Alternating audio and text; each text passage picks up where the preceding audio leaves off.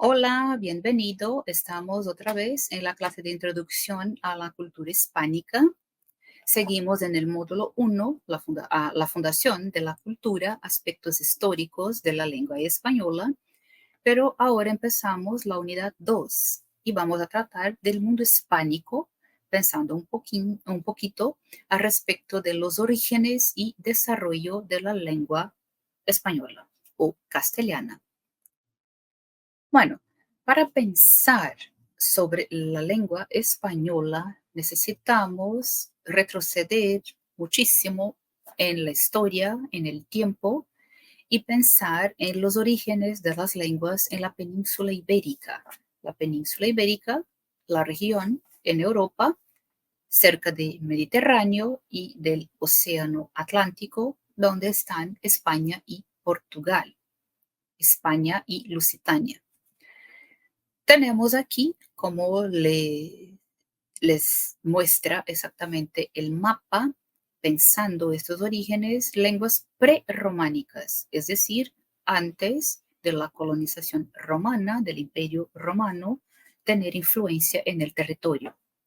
Hay lenguas de orígenes célticas, presélticas, tartesias, y el mapa expone más o menos dónde estaban estas lenguas ahí. El desarrollo histórico de lo que hoy es la lengua española empieza sobre todo a partir del siglo II antes de Cristo con el latín, la llegada del latín y su expansión por todo el territorio de la península. Con esto empieza un proceso de desaparición a lo largo del tiempo de las lenguas prerrománicas, estas que existían antes de la llegada de la implantación del latín, con excepción del vasco, que es también conocido como euskera, esta lengua que hasta hoy persiste en el territorio de España, a más al norte, y luego vamos a ver aquí en los mapas también.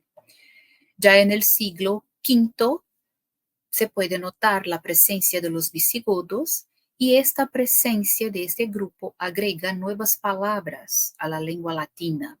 Es decir, el latín pasa a sufrir influencia de estos otros grupos, de estas otras formas de hablar, de otras lenguas, y hay que reconocer, el latín estaba ya esparcido por todo el territorio de la península y ahí se le agregan, enriquece, por así decirlo, con la presencia de los visigodos, porque hay estas influencias en palabras, en la fonética, etc. Entonces, el latín sufre también el proceso de influencia mutua con estas otras lenguas. Esta diversidad lingüística entonces se acentúa a partir de la presencia de árabes o de los musulmanes, sobre todo con el periodo de la ocupación islámica entre más o menos 711 ya en la era cristiana después de Cristo. Es un legado hasta hoy que se puede ver en la cultura, sobre todo en la región más al sur de España, a la región de Andalucía, por ejemplo, que fue llamado de Al-Andalus. Si vamos a visitar Córdoba, Sevilla, Granada, hay mucho de esta influencia en la arquitectura, pero está también en la fonética de la lengua, en las palabras, etc. Este mapa, por ejemplo, demuestra exactamente la importancia de la presencia islámica en la península ibérica en su momento. Es algo que tenéis en el texto de referencia de Geraldo Alves Teixeira Jr., así que toda esta información la podéis comparar, la podéis ampliar a través de esta observación del mapa también, que va a demostrar toda esta influencia y cómo está, sobre todo en esta parte central y hacia abajo, hacia el sur de España, esta influencia islámica. Incluso hasta hoy, cuando hablamos con españoles, sobre todo la gente de más edad, ahí en sus 80 y pico años, hay un refrán, hay un dicho cuando no comprende lo que uno le dice y ellos dicen así, háblame en cristiano, porque tiene esta referencia histórica a la época de la presencia árabe, de la presencia musulmana o de los moros en el territorio español. El árabe es importante porque influye en el léxico y en la fonética de las lenguas que van a desarrollarse ahí. Su presencia es importantísima porque propicia esta abertura, se abre al bilingüismo de otras lenguas también derivadas del latín. Es decir, esta diversificación lingüística en el territorio se debe a la presencia del árabe. También vamos a ver ahí los mozárabes, por ejemplo, los cristianos que hablaban árabe, y esto hace con que la convivencia entre lenguas distintas en el espacio, en el territorio, no sea exactamente conflictuosa. Esto no es malo, es bueno, se ve como algo natural. Incluso esto tiene su desarrollo y su percepción, se puede percibir esto, el resultado de esta diversificación lingüística hasta el día de hoy en España, cuando hay muchas lenguas oficiales, como vamos a ver. De todas formas, hay una predominancia de las variantes lingüísticas cristianas. Así que las lenguas que se hablan y que tienen más que ver, tienen más semejanza con el latín o con el imperio religioso de la iglesia, estas son las que van a persistir. El árabe, por ejemplo, no es exactamente hablado en el territorio como una lengua que persiste hasta hoy, pero tuvo su influencia, como hemos visto, en el léxico, palabras que se añaden al vocabulario español y también en la fonética, la pronunciación. Y las variantes lingüísticas cristianas entonces son las que persisten, las que tienen más fuerza y que persisten hasta hoy. Luego, desde el punto de vista histórico, desde el siglo IX hasta el siglo XII, ocurre lo que se llama de consolidación de estas lenguas que son variantes que vienen derivadas del latín, sobre todo en las regiones más al norte. También hay ese desarrollo de las lenguas romances, es decir, que son derivadas de las lenguas de Roma, del Imperio Romano, como base para estas futuras lenguas de España.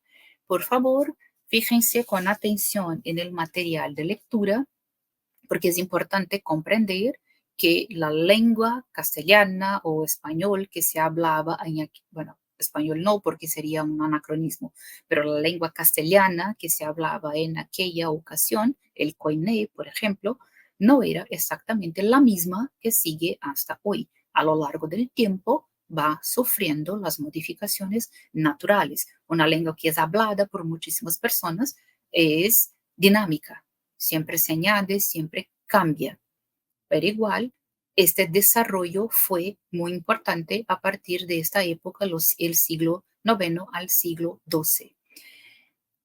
Ahí estamos entonces en la Edad Media, por eso hablamos en el medievo, y es una ocasión en que los registros ya nos muestran que era posible identificarse las lenguas como el gallego, el astur leonés, el mismísimo castellano, el navarro aragonés, el catalán, el mozárabe, que era exactamente la lengua hablada por esos cristianos hablando árabe, con toda la diversificación posible por este contacto que ocurre entre las lenguas cristianas derivadas del latín y la lengua árabe misma. A través de esta diapositiva, o lo que podemos ver aquí, es una idea de la actualización lingüístico-cultural del territorio español en la península ibérica. Es interesante porque es algo más gracioso, pero es una intención de demostrar todas las comunidades autónomas, todos los departamentos, como queramos, los estados, digamos así, como lo pensamos desde aquí de Brasil, todas las regiones de España y lo que sería lo más cultural que se destaca para poder demostrar su diversidad. ¿ya? Lo que ocurrió fue la desaparición del mozárabe y luego a partir de entonces se empieza a haber una expansión del castellano.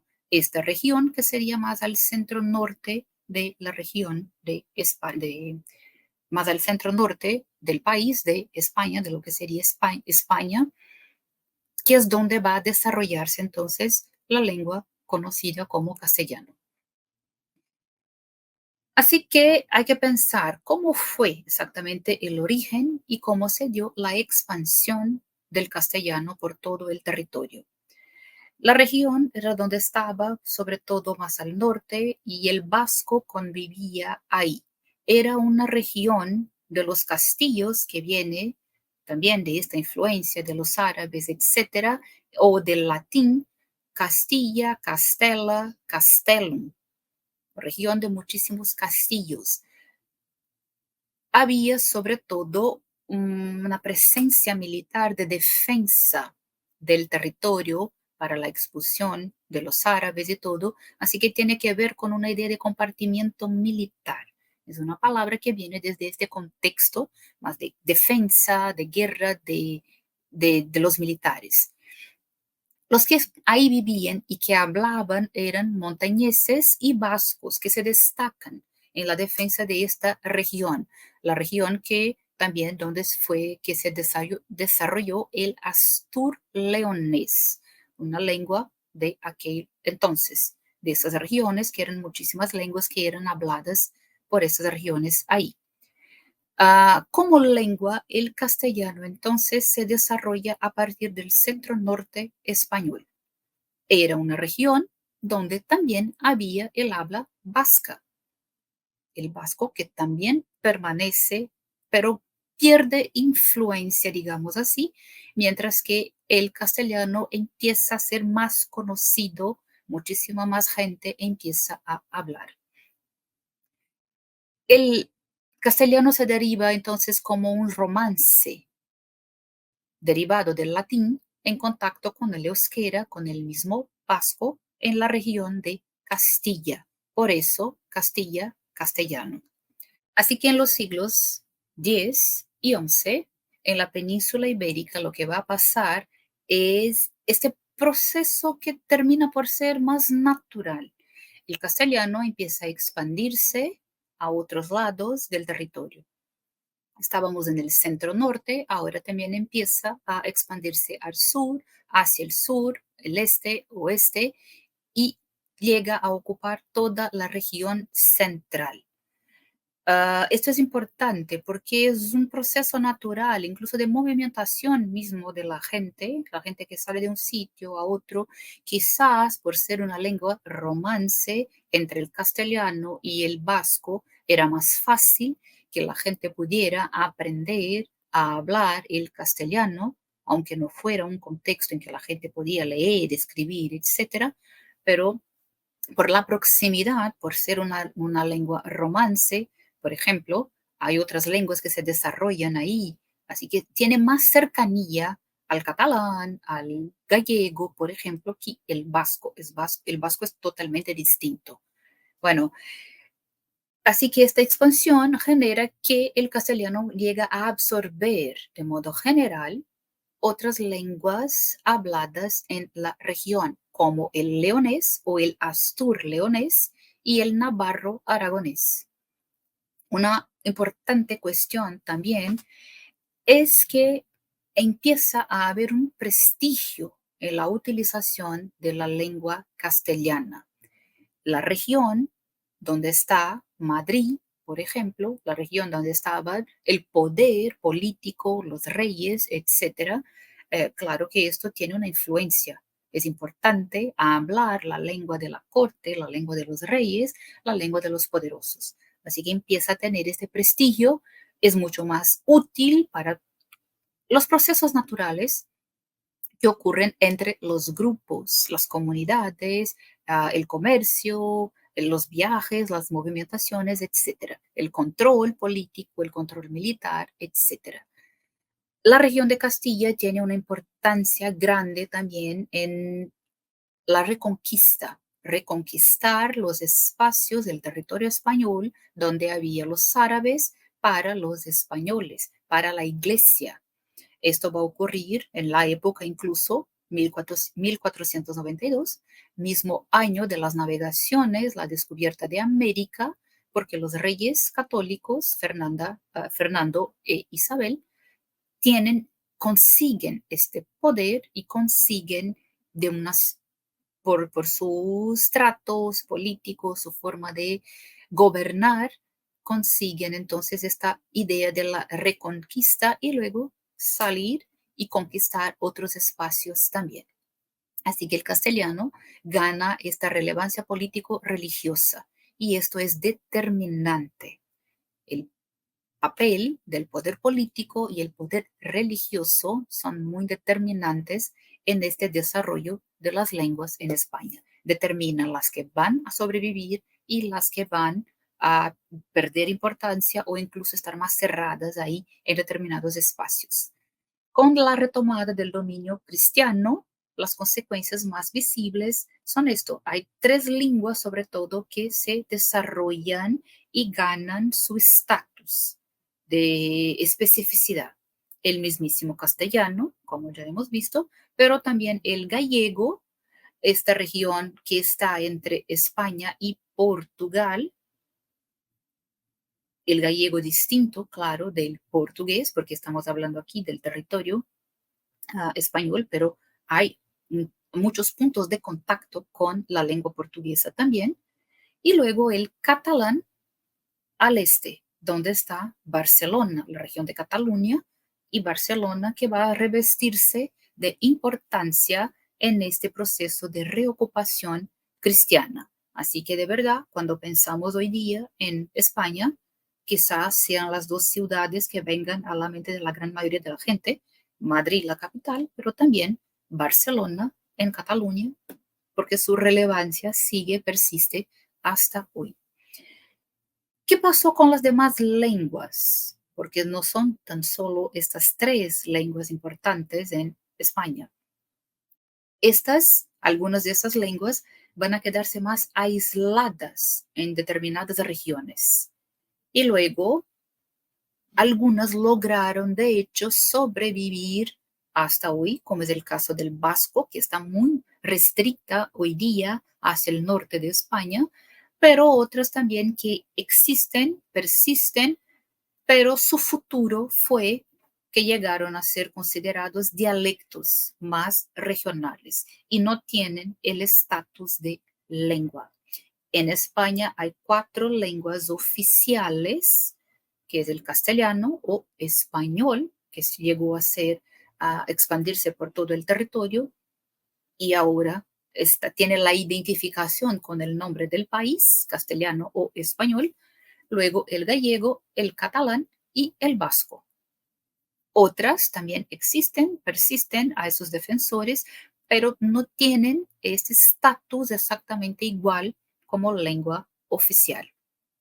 Así que cuando vemos hoy día un mapa lingüístico de España, es posible detectar, como aparece aquí, estas regiones, lo que se determina como lengua, lo que se determina como dialecto más regional, pero que siguen, que son hablados también a esos defensores.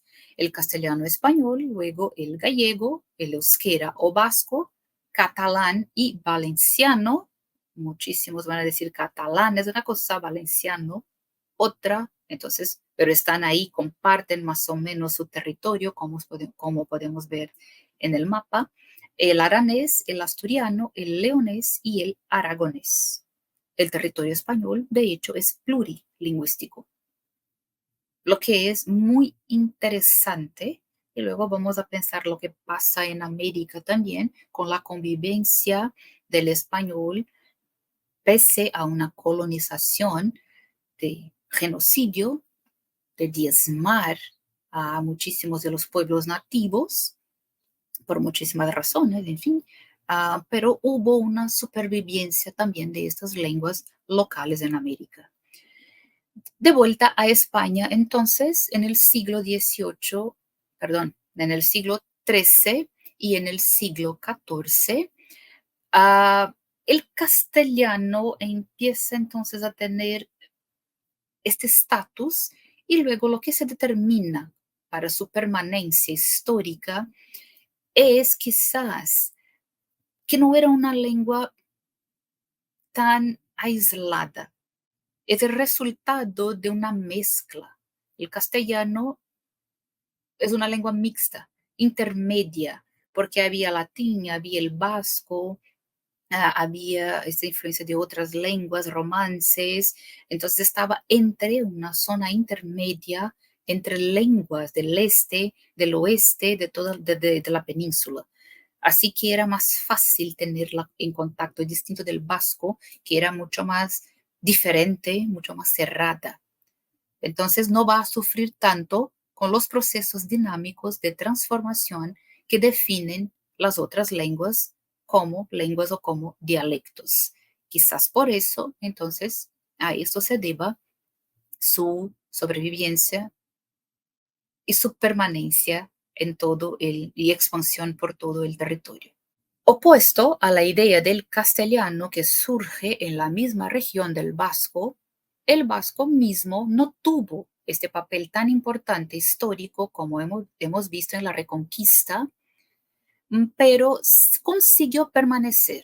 No tuvo esta expansión entre otras personas, otros hablantes, como he dicho, no era tan fácil porque es un poco más distinto o muchísimo más distinto, pero consiguió permanecer porque se quedó más aislado, no con tanto contacto, con tantas influencias que podrían llegar a llevar a su extinción, por ejemplo, con una supresión de las palabras en vasco, en esta lengua más distinta, por otras y cambiarlas por otras que fueran más conocidas, en fin. Entonces, estar más aislada les sirvió para su preservación.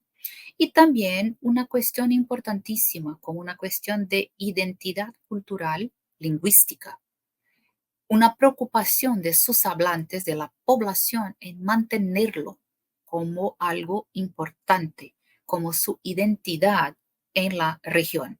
A eso se debe entonces porque esta lengua tan distinta, tan diferente, sigue y sigue hasta el día de hoy en el territorio español. Ya en el siglo XV, y ahí llegamos, volvemos a hablar de 1400, la segunda mitad, sobre todo 1492, con la llegada de Colón a América y la importancia de los reyes católicos. Algo interesantísimo, no se molestaban con la existencia de distintas lenguas en el territorio. Esto no era un problema. No había una preocupación con una unificación lingüística, es decir, vamos a mantener nuestro pueblo unido hablando la misma lengua.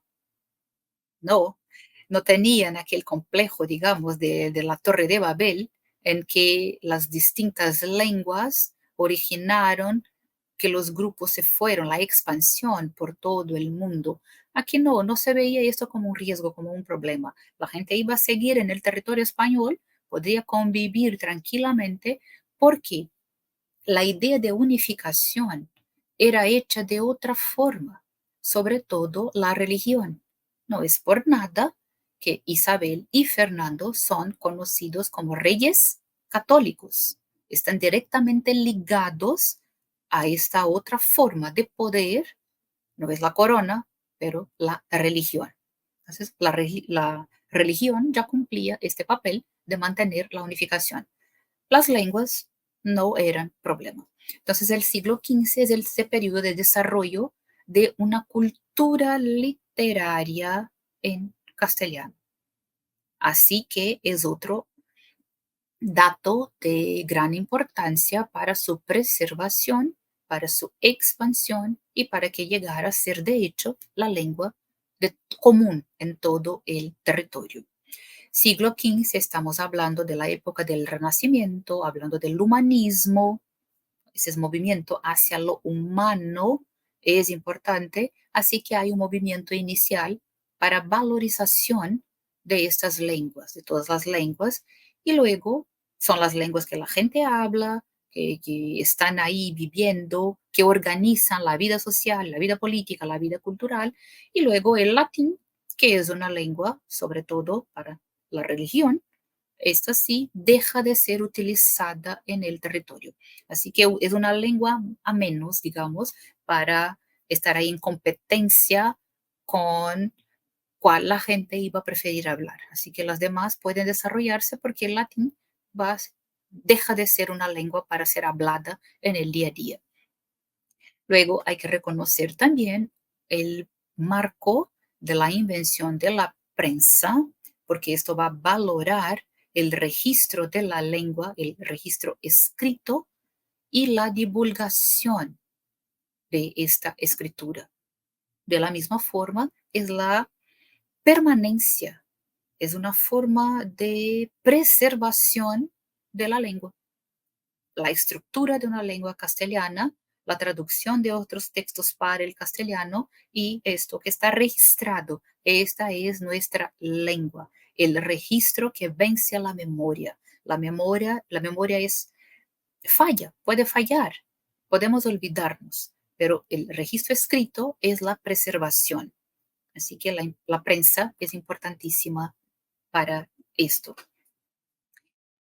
Y son ahí a partir de 1492, final del siglo XV y luego el siglo XVI, cuando va a ocurrir un otro dato importantísimo para la situación actual de la lengua española en el mundo, la llamada expansión ultramarina, la colonización, cuando llega Colón a América, ahí en la región de América Central, empieza este proceso de contacto de este colonizador que viene con la lengua castellana, trae esta lengua castellana a América y empiezan los contactos con las poblaciones indígenas, el proceso de colonización, que es un proceso de dominación, es un proceso también de exterminio, en fin, como lo sabemos, pero es importante pensar cómo es que esta cultura se instala en América, que no ha sido sin mucha sangre derramada. Es interesante que todos estos pueblos, pese a que muchísimos sufren, mueren con las pestilencias, uh, hay muchísima gente, los amerindios, los nativos americanos, que siguen hablando sus lenguas de contacto.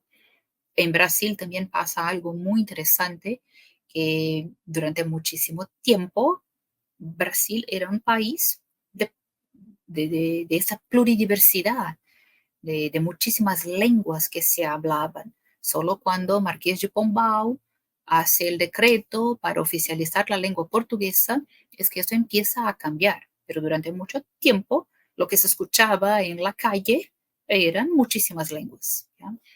Bueno, desde el punto de vista entonces, de la colonización española pasa algo semejante. Siguen esos pueblos aquí que van a hablar muchísimas lenguas. Entonces en América se produce también esta cultura mestiza y esta población mestiza en la alimentación, en el lenguaje, en las costumbres y todo. América sería un capítulo aparte. Hablar de cómo es que el castellano llega y se expande, necesitaríamos hablar de cada país, cómo es que ocurrió en cada país.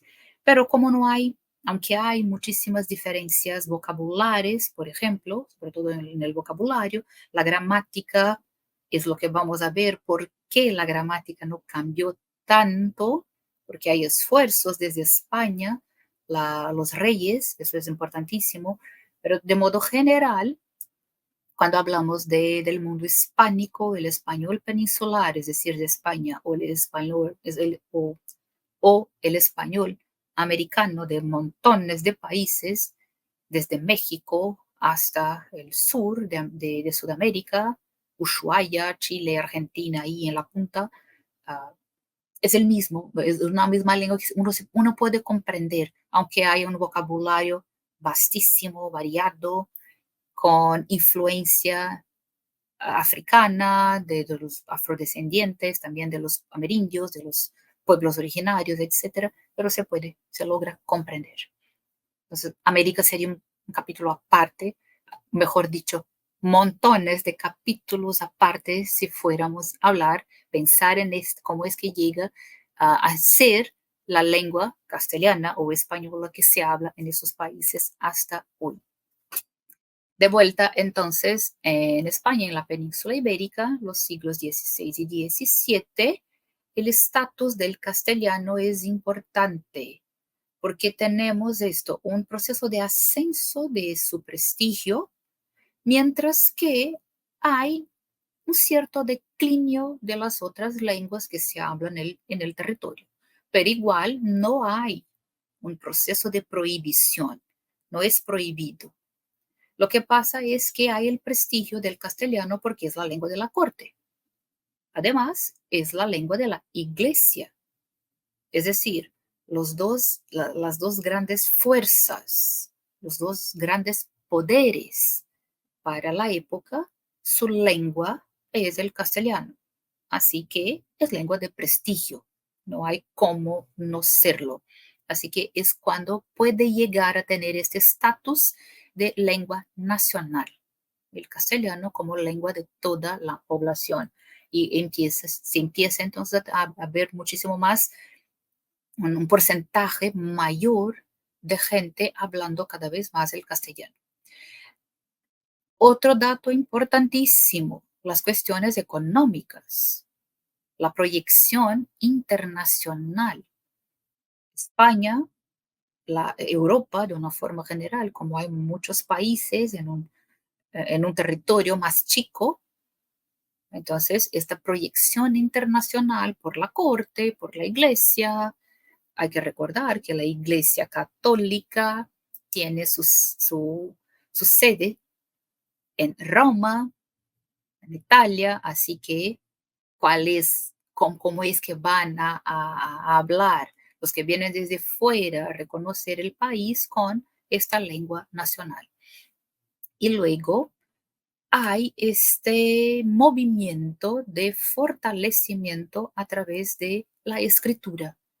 Por ejemplo, hay una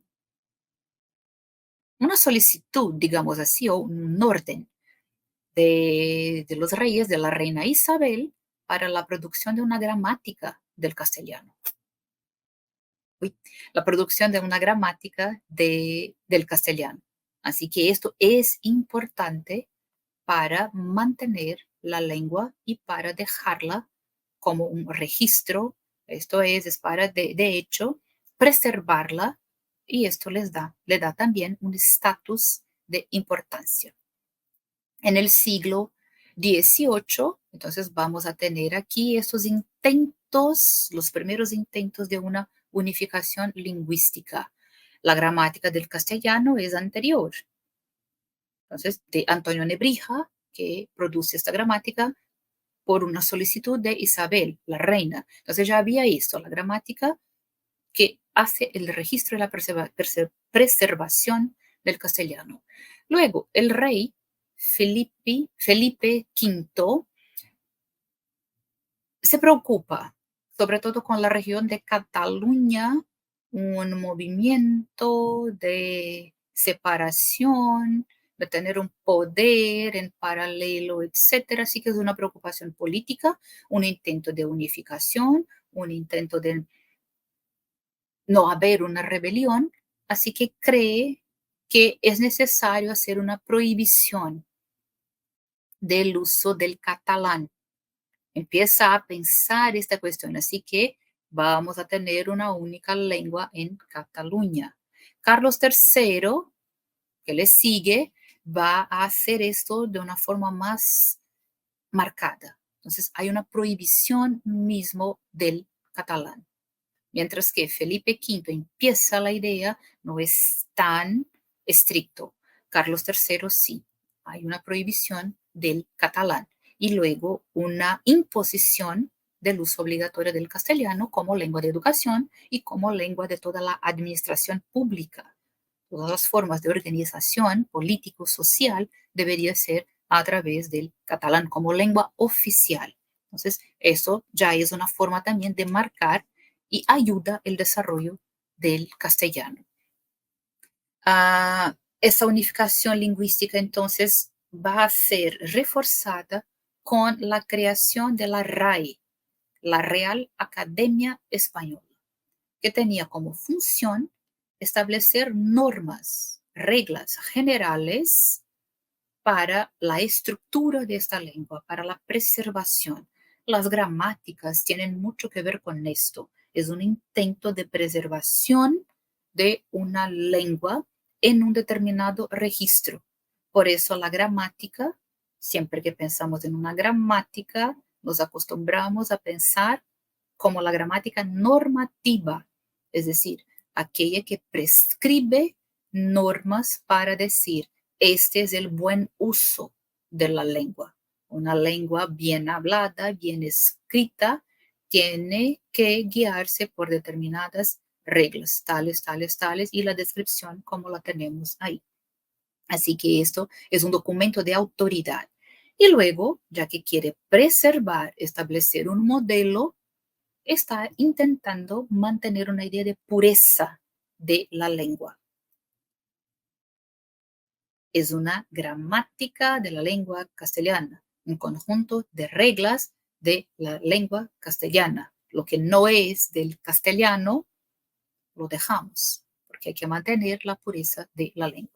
Entre los años 1726 y 1739, la Real Academia Española publica el Diccionario de la Lengua Castellana, que fue conocido como el Diccionario de Autoridades.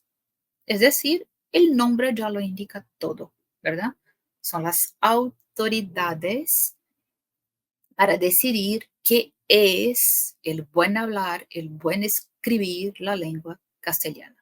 Así que a partir de estos movimientos de refuerzo del castellano, las otras lenguas que no van a tener exactamente este mismo prestigio, este estudio, esta intención de pureza de la lengua, pasan a sufrir entonces con un proceso de declino. Es decir, esas otras lenguas son más rústicas, no son tan trabajadas y van a quedarse más en el entorno familiar, no en el entorno social, público, sobre todo en las instancias de poder. Esto podéis hacer una pequeña investigación, visitar el sitio de la RAE, la Real Academia Española, hasta hoy es una referencia importantísima cuando necesitamos verificar algo de la lengua española. Hoy día está muchísimo más ampliada porque incluye también muchísimas expresiones, formas de uso del español, no solo peninsular, es decir, no solo de España, sino también el español de toda América. Está mucho más amplio. Hoy día con la tecnología, con Internet, también no hace falta hacer la impresión y tener un volumen muy grande o volúmenes para intentar contener y registrar todo lo que sea posible decir en la lengua castellana. Pero en su época, su creación fue esencial para la supremacía, digamos, del castellano por todo el territorio. El siglo XIX también es algo importante en este reconocimiento. Estamos aún en el contexto peninsular. Empiezan a surgir algunos conflictos lingüísticos que no olvidemos, había empezado antes con algunos reyes, con esa preocupación de manutención del poder, etcétera, sobre todo la región de Cataluña, etcétera. Bueno, así que el siglo XIX marca algunas estrategias políticas, como la implantación social mismo del castellano en todo el territorio, por todo lo que hemos visto, lengua del poder, de la religión, y luego los contactos sociales empiezan a normalizarse. Entonces, socialmente se expande por todo el territorio. Entonces, podemos tener ahí el 80% de la población hablando el castellano. Luego, la ciencia. hay este movimiento de la industrialización, del pensamiento científico, la tecnología. Esto ayuda a modernizar la lengua porque hay un aporte de nuevas palabras, los neologismos, esta ampliación lexical que viene de todo un vocabulario nuevo que surge a partir del movimiento social, político, cultural, económico, con la ciencia, la tecnología, la industria.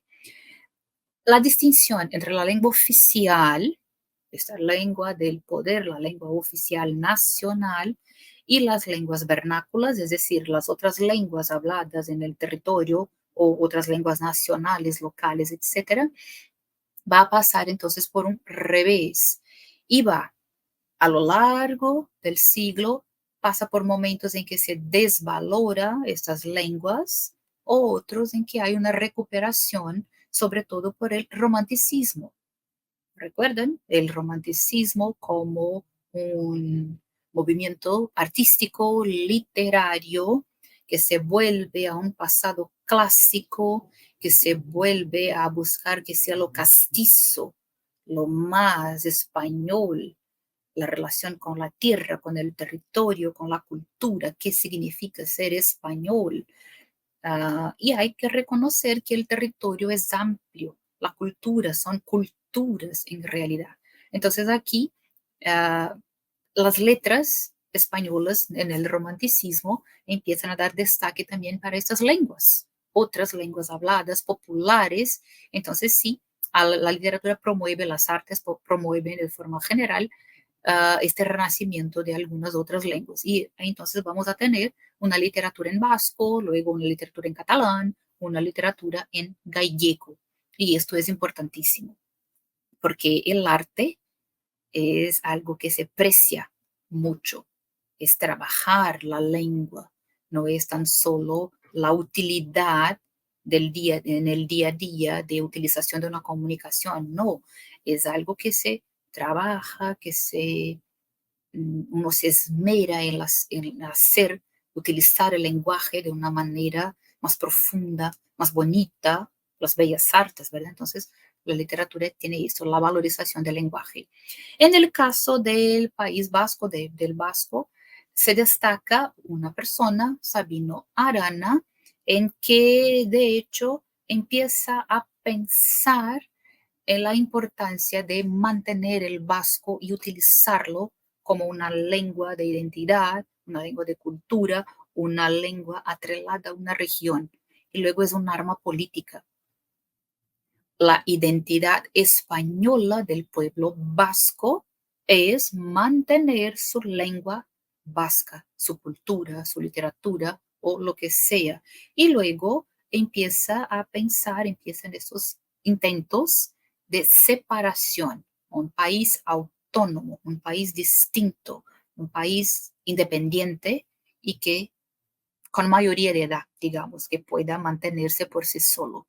Esto ha acarreado muchísimas cosas, por ejemplo, si pensamos la existencia de la ETA, que era un grupo terrorista, separatista, vasco, ellos no dicen que son terroristas, en fin, es la forma como son vistos, pero conflictos armados, con bombas, con asesinatos, con muerte de gente, etcétera. Eso está en la historia de España, sobre todo en la segunda mitad del siglo XX, se hablaba muchísimo de estas cuestiones, la intención separatista del País Vasco. Hay un País Vasco español, hay también un País Vasco francés, en fin, pero no vamos a tratar de esto aquí. Luego, el siglo XX es importante reconocer que ocurre un proceso de fortalecimiento, pero hay también muchos conflictos. Por ejemplo, las lenguas locales. Tenemos la creación de las academias, por ejemplo, de lengua gallega en 1905, la Academia Catalana en 1907 y la Academia Vasca en 1918. Entonces, sí, una idea de implantación social de estas lenguas, además del castellano. El castellano ya está implantado, implementado, es lengua política, religiosa, económica, social, etcétera, pero están entonces intentando renovar y fortalecer estas otras lenguas que siguieron siendo habladas en su territorio. Políticamente, con la dictadura de Primo de Rivera entre 1923 y 1930, se percibe que la distinción de lenguas es un problema, así que se busca una unificación lingüística. Pero hay, claro, una reacción. Hay los movimientos nacionalistas regionales que no quieren aceptar, quieren ser autónomos, así que la lengua, las políticas lingüísticas se convierten exactamente en políticas de identidad y de separación regional. La Segunda República, que sigue hasta 1936, es cuando ocurre la restauración de una convivencia más armónica entre las lenguas. Históricamente, la existencia de lenguas distintas no era algo malo, no había sido, porque la unidad era sobre todo la religión que lo hacía. Y este principio o una identidad cristiana católica siempre estuvo atrelada a España de alguna forma. Entonces, la idea de la religión también sigue ahí. Entonces, en esta Segunda República, España, oficialmente, los poderes políticos reconocen que el país es plurilingüe. Y entonces aparecen ahí los estatutos de autonomía para las regiones y que pueden mantener su lengua local también, además del castellano, el catalán, el vasco y el gallego. ¿Ya? Entonces, estas van a ser lenguas cooficiales junto con el mismísimo castellano o que llega a tener ese estatus social, nacional, entonces el castellano español. Luego, con la dictadura de Franco, que es otro momento importante de la historia, ocurren las políticas de unificación lingüística y sí, también hay un proceso de persecución a las demás lenguas. Los conflictos lingüísticos ocurren, comienzan a aparecer, a surgir en muchos lugares, porque es la idea de una imposición, de una autoridad que nos quiere mantener sumisos bajo su control. Entonces hay una idea de rechazo entre los demás sobre las regiones de lengua castellana. Entonces hay lo que Teixeira Jr. dice como un sentimiento de genocidio cultural entre estas comunidades. Las comunidades que hablan otras lenguas, gallego, catalán, vasco, o los demás dialectos como los entendemos hoy, rechazan el castellano. Entonces, porque quieren mantener su identidad, su lengua, esos procesos de fortalecimientos locales. Luego, la muerte de Franco en 1975 da paso a la creación, la implantación de una constitución española que ocurrirá en 1978. Es un momento que llega hasta hoy, se extiende hasta hoy, que este momento de reconocimiento de que España no es compuesta tan solo por una lengua. La unificación es posible manteniendo otras lenguas cooficiales. Entonces, sí, los estatutos de autonomía de las distintas comunidades autónomas de España ponen ahí sus lenguas también oficiales, además del español o castellano. Y luego, para cerrar esta clase, reconocemos que podríamos hablar un poquito más de la América hispánica, pero sería hablar muchísimo. Hay desde un punto de vista didáctico, una dificultad muy grande de conseguir tratar toda la historia, incluso no tratar la historia de una forma ingenua o romantizada, sino con toda su problemática, y reconocer sí que hubo gran variación en la lengua en cada territorio. ¿Ya? Pero esta posibilidad de convivencia con otras lenguas, con otras afluencias en el territorio, dieron esta posibilidad de posición de destaque de la lengua española hoy día en el mundo, e igual la cultura hispánica en el escenario mundial. Luego también podemos pensar a segunda mitad del siglo XX, en los años 50, 60, 70, el llamado boom latinoamericano, en que muchos escritores latinoamericanos exiliados salen de las dictaduras en sus países y van a España y pueden publicar, entonces y hablan, están allá afuera, pero miran hacia América, hablan de América, van a surgir lo fantástico, el real maravilloso, en fin. Dentro de la literatura es importantísimo ese desarrollo también de la América hispánica, de la América que habla castellano o español, en fin. Así que hay muchísimos grandes autores, muchísimas grandes obras, los premios que son galardonados, eso trae a la luz toda una producción, no solo la producción más grande de la lengua española, que sería el Quijote, el Quijote, de verdad, de Cervantes, pero aquí, en el siglo XX, segunda mitad del siglo XX, otros grandes escritores también que difunden toda la lengua española por el mundo a través de la literatura.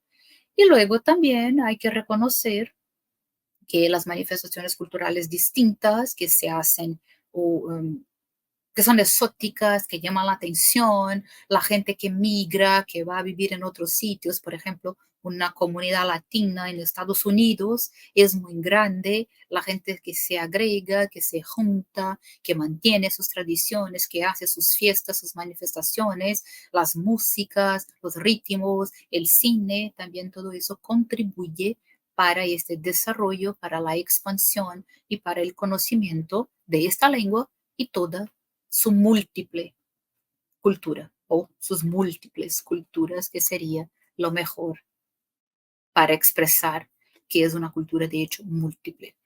Bueno, aquí están entonces las referencias y sería bueno que puedan acompañar los textos, hacer las lecturas y ver los demás materiales que están disponibles. Así que terminamos esta clase. Que le vaya bien en los estudios y nos vemos en la clase siguiente.